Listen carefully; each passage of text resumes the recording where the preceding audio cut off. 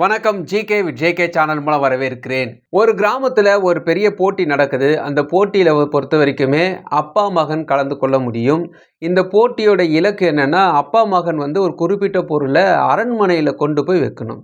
அவங்க போகக்கூடிய இடத்தை அவங்க பார்த்துக்கலாம். உதவி செய்யறதுக்கு மட்டும்தான் அப்பா இருப்பார். மற்றபடி எல்லாமே அந்த பையன் தான் செய்யணும். என்ன விதிமுறைன்னு பார்த்தீங்கன்னா, அந்த பையன்கிட்ட 4 தங்க கட்டிகள் கொடுப்பாங்க. அந்த 4 தங்க கட்டிகளையும் 50 பேருக்கு பிரித்து கொடுக்கணும். எங்கே எப்போன்னு பார்த்தீங்கன்னா, எப்போ அவங்க அரண்மனையை தொடுறாங்களோ அப்போ அதை செய்யணும்.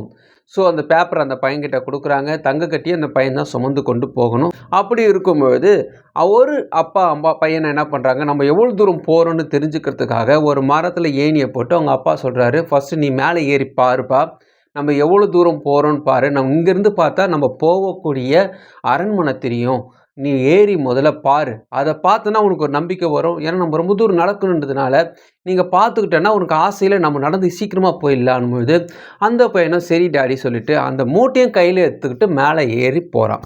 அவங்க அப்பா சொல்கிறாரு, எதுக்கு மூட்டையை எடுத்துகிட்டு போகிற, கீழே வச்சுட்டு நீ மேலே ஏறி பார்க்க தானே போகிற, படியில் ஏறி பாருப்பா, எதுக்கு மூட்டையை தூக்கிட்டு போக சொல்லும்போது அவங்க பையன் சொல்கிறான், அப்பா எனக்கு மனசு ஒரு விஷயம் ஓடிட்டே இருக்குது, 4 தங்க கட்டியும் 50 பேருக்கு எப்படி கொடுக்கணும், இதுதான் என் மனசு ரொம்ப குழப்பத்தில் ஓடிட்டுருக்கு. ஸோ இந்த மூட்டை என் கையில் இருந்தால் தான் அது நான் எப்படி செய்வேன்னு ஒரு நம்பிக்கை வரும், அதனால் கையிலேயே வச்சுக்கிறேன் ப்ளீஸ்ன்றான். அவங்க அப்பா எதுவுமே சொல்லலை. சரி போன்றாரு. மேலே மூட்டையை எடுத்துகிட்டு மேலே போகிறான். இந்த ஏணி உச்சி நின்றுட்ட பிறகு அந்த தங்கக்கட்டி வெயிட் அதிகமாக இருக்குது. ஸோ அதையும் பிடிச்சிக்கணும்.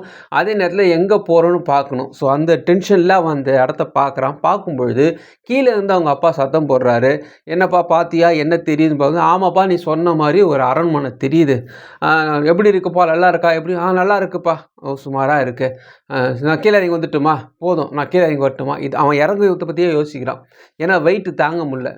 டாடி வெயிட் ஆகுது, நான் கீழே இறங்கி வந்துட்டுமா. இல்லைப்பா வேறு என்னென்ன பக்கத்தில் இருக்குது பார்த்து சொல்லு. இல்லை நல்லா இருக்குது அவ்வளோதான் சொல்லிட்டு கீழே இறங்கி வந்துடுறான். இதே போல் அடுத்த டீம், அந்த டீமுக்கு ஒரு வாய்ப்பு தராங்க. அதே போல் அந்த பையன் படியில் ஏறும்போது அவங்க அப்பா சொல்லிடுறாரு, அந்த மூட்டையெல்லாம் கீழே வச்சுட்டு மேலே ஏறுப்பானும்போது அந்த பையன் கொஞ்சம் கூட யோசிக்கல, மூட்டையை கீழே வச்சுட்டு நேராக படியில் ஏறி மேலே போகிறான். மேலே போய் மேலேருந்து பார்க்குறான். அவங்க அப்பா கேட்குறாரு, என்ன நீ பார்க்குறேன்னு சொல்லும்பொழுது, ஒரு அருமையான அரண்மனையை நான் பார்க்குறேன், தங்கமயமாக மின்னுது, அது சூப்பராக இருக்குது டாடி, எப்போ நம்ம போகணும்னு ஆசையாக இருக்குது, பக்கத்தில் வீடுலாம் செம்மையாக இருக்குது, மேகமூட்டம்லாம் கலந்து அந்த இடமே ரொம்ப ரம்மியமாக இருக்குது, சூப்பராக இருக்குது, இங்கே இருந்து பார்த்துட்டே இருக்கலாம் போல் இருக்குது, ரொம்ப ஆசையாக இருக்குது சொல்லும்போது அவங்க அப்பா சூப்பர், வா நம்ம எப்போ போகலாம், எப்போ போகலாமா, வா டாடி, கண்டிப்பாக போகலாம் டாடி, எனக்கு ரொம்ப இன்ட்ரெஸ்டிங்காக இருக்குன்னு சொல்கிறான். கீழே இறங்கி வரான். 2 பேரும் கிளம்புறாங்க. இவங்க இன்னொரு இடத்துக்கு போகிறாங்க. போகும்பொழுது பார்த்திங்கன்னா ஒரு பெரிய புலி, 2 புலி இவங்க போகிற வழியில் இருக்குது. முதல் டீம் அந்த ரெட் கலர் ஸ்கார்ப் கட்டினக்கூடிய, அதாவது துண்டு தலையில் கட்டிகிட்டு இருக்கக்கூடிய டீம் போகுது. அதில் பார்த்தீங்கன்னா அந்த பையன் அந்த புலியை பார்த்து பயப்படுறான். ஐயோ என்னால் முடியாது, இது கடிச்சுருன்னு பயப்படுறான். அவங்க அப்பா தைரியப்படுத்துகிறாரு, இல்லைப்பா நான் இருக்கிறேன் கூட, வா போகலான்றாரு. இருந்தாலும் அவன் பயந்துக்கிட்டு ஓடுறான். அவங்க அப்பாவும் இழுத்துட்டு போயிடுறான். அவங்க அப்பா சொல்கிறாரு, இந்த வழியாக போனால் தான் நம்ம சரியாக ரீச் பண்ண முடியும், இல்லாட்டி ரொம்ப தூரம் நமக்கு சுற்றிட்டு போக வேண்டியது இருக்கும்ப்பா, வாப்பான்றாரு. கேட்க மாட்றான். அடுத்த டீம் வராங்க. இவங்க பார்த்திங்கன்னா நீல நிறத்தில் ஸ்கார்ப் கட்டிகிட்டு இருக்காங்க. இவங்க பையனும் அப்பாவும் வரும்பொழுது அவங்க அப்பா சொல்கிறாரு, புலியை கடந்து போப்பா, உன்னால் முடியும்னும் போது அவங்க பையன் பயப்படுறான். அது எப்படி டாடி புலி கடிச்சிச்சுன்னா போது அவங்க அப்பா ஒரே விஷயம் சொல்கிறாரு, புலியாக பார்க்காத, ஒரு டாக் இருக்கக்கூடிய இடத்துக்கு நீங்கள் போகும்பொழுது நம்ம அமைதியாக போனால் பிரச்சனை இல்லை, அந்த டாகை நீ உறுத்து பார்த்தோன்னா டாகு கத்த ஆரம்பிக்கும், நீ எதை பற்றியும் கவனிக்காமல் ஒரு நாயை பார்க்குற மாதிரி அந்த புலியை பார்த்துட்டு நேராக பார்த்துப்போ, அதன் கண் எதுவும் பார்க்காத சொல்கிறாரு. அதே போல் அந்த பையன் நேராக அந்த இடத்த கடந்து போகிறான். அதுக்கப்புறம் அவங்க அப்பாவும் அதே போல் கடந்து போகிறாரு. அந்த இடத்த விட்டு வெளியே வராங்க.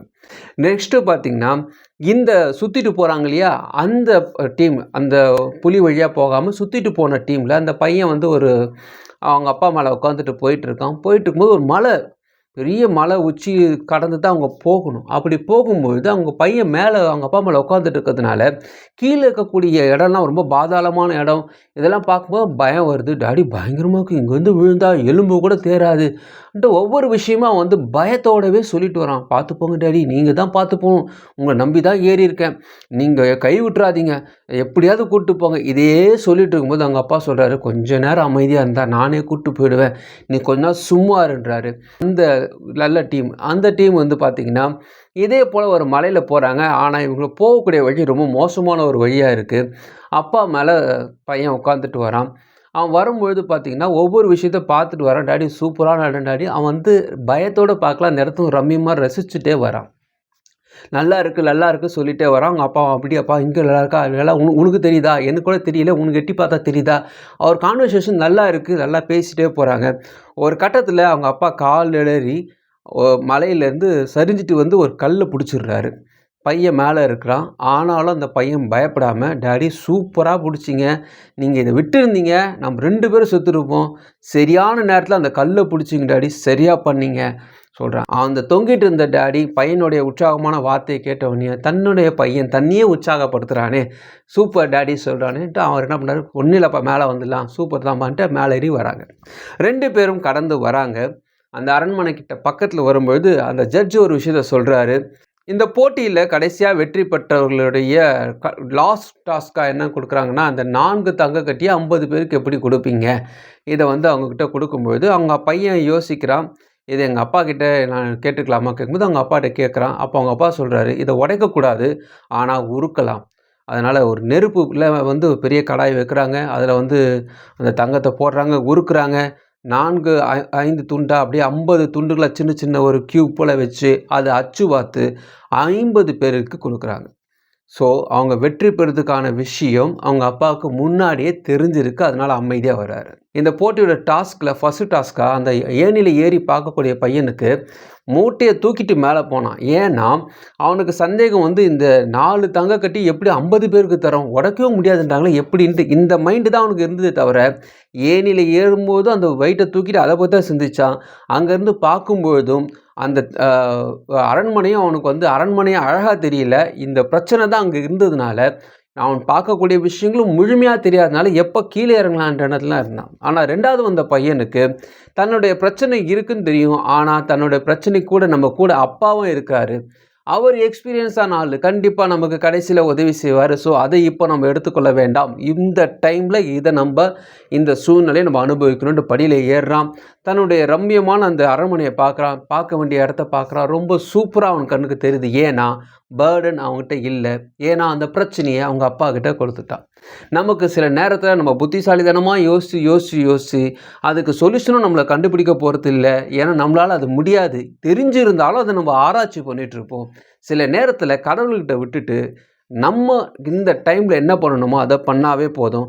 நம்ம வாழ்க்கை நல்லா இருக்கும். இது ஃபர்ஸ்ட் டாஸ்க்கா எடுத்துடலாம். 2வது, நம்ம சுத்தி இருக்கக்கூடிய மனுஷங்கலாம் புலி போல இருப்பாங்க. அவங்கள பார்க்கலாமா? வேணாவா? அவங்கள எப்படி ஹேண்டில் பண்ணுறது தெரியாம சில பேர் ஓடி ஒளிவாங்க. கடன் வாங்கிட்டாங்க, திரும்பி கொடுக்க முடியாம ஓடி ஒளிஞ்சிட்டு இருப்பாங்க. எவ்வளோ நாள் அது ஓடி ஒளிய முடியும்? ஆனா, அத அட்டெண்ட் பண்றதுக்கான தைரியம் கடவுள் தான் நமக்கு குடுப்பாரு. கடவுள் நம்ம கூட இருக்கும் பொழுது, நமக்கு தைரியம் வரும். அந்த புலிய நம்ம ஒரு நாய் போல பார்க்கணும். நம்ம சுத்தி இருக்கக்கூடிய ஒரு பிரச்சனைய, ஒரு பிரச்சனையா பார்க்காம, அது ஒரு நாய் போல அத நம்ம கண்டுக்காம நம்ம வழிய மட்டும் பார்த்துட்டு போனோம்னாவே, அந்த இடத்த ஈஸியா கடக்க முடியும். நம்ம என்ன பண்ணுவோம், இது என்ன ஆகும்? அவங்க புலி அடிச்சா என்ன ஆகும்? உயிர் போயிடும், காயம் வந்துரும், சீல் பிடிச்சுக்கும். இந்த அளவுக்கு தான் சிந்திக்கிறோமே தவிர, அத கண்டுக்க கொள்ளக்கூடாது. அந்த ஒரு விஷயத்த மட்டும் தான் நம்ம சிந்திச்சோம்னா, நம்ம வாழ்க்கையிலேருந்து அந்த பிரச்சனைலேருந்து ஈஸியா கடந்து போக முடியும். சிலர் வாழ்நாள் முழுதும் புலம்பிட்டே இருப்பாங்க. மலை மேல இருக்கிற பையன் கீழ விழுந்தா என்ன ஆகும்? அப்படி ஆகும், இப்படி ஆகும் கடைசி வரைக்குமே அவங்க வந்து வாழ்க்கை முழுதும் புலம்பலோட போயிட்டுருக்கும். ஆனா இன்னொரு பையனும் அதே போல தான் போனான். அவன் பார்க்கக்கூடிய விஷயங்கள் எல்லாமே அவனுக்கு ரம்மியமா இருந்தது, சந்தோஷமா இருந்தது. ஏன்னா, அவனை சுமந்து கொண்டிருக்கிறது அவங்க அப்பான்ட்டு அவங்களுக்கு நல்லா தெரிஞ்சுச்சு. கான்செப்ட் ஒண்ணுதாங்க. உங்க கூட யாரு இருக்கிறாரு? அவரு யாரு? அவர் உங்கள எப்படி நேசிக்கிறாரு? நீங்க அவர எப்படி தெரிஞ்சு வச்சிருக்கீங்க? இதுதான் மெயின். இது தெரிஞ்சிருந்தாவே, நீங்க ஏணில ஏறி பார்க்கறதா இருந்தாலும் சரி, 4 தங்க கட்டிய 50 பேர் குடுக்கத்தா இருந்தாலும் சரி, புலிய கடக்கத்தா இருந்தாலும் சரி, மலைய கடக்கத்தா இருந்தாலும் சரி, ஏன் மலை உச்சியிலே நீங்க தொங்கிக் கொண்டிருந்தாலும் சரி, உங்க கூட கடவுள் இருக்கிறார். இந்த ஒரு விஷயம் நம்ம மனசுல ஆழமா பதிஞ்சுச்சுன்னு வச்சுக்கங்களேன், இதெல்லாம் ஒரு மேட்டராவே தெரியாது. ஆனா, நம்ம அத ஆராய்ச்சி செய்யும்பொழுது தான் நம்முடைய படிப்பு, புத்திசாலித்தனம், அனுபவம் இதெல்லாம் வேலை செய்யும்பொழுது தான் நமக்கு பயம் வரும். சில நேரத்தில இதெல்லாம் தெரிஞ்சுக்காம இருப்பதே நல்லது. ஸோ, கவலைப்படாதீங்க. இத பத்தி ஆராய்ச்சி பண்ணாம தைரியமா இருங்க. அந்த பையனோட அவங்க அப்பா இருந்தது போல உங்களோட கடவுள் இருக்கிறார். ஸோ, நம்பிக்கையோட இருங்க.